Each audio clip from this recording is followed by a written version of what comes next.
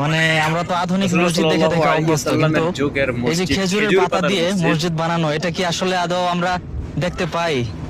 রায়হান যে মসজিদের যে স্ট্রাকচার গুলো সেম আমার মনে হয় এইভাবেই মসজিদ গুলো বানানো হতো। আলহামদুলিল্লাহ। মানে আমি একটু দেখাই, উপরে এই যে এটা খাজুরের ছাউনি, চাল, এই পাশে আসেন, দেখেন পাশে আসো, খাজুরের পাতা, মানে খাজুর পাতার বেড়া, এটা যেটা আমাদের দেশে গোল যে আছে না, গোল, এই গোল যেরকম সেম প্রায়, তো এখানে মানে ঠিক সেম ভাবে মসজিদে কুবা এবং মসজিদে নববী তৈরি হয়েছিল।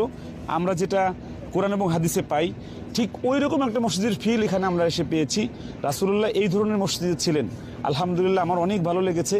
তবে এই মানে রাসূলের 1400 বছর আগের এই আধুনিকতার ছোঁয়া, এই যে আলো, এটা এই বিষয়টার কারণে এখানে আলোকিত হয়েছে।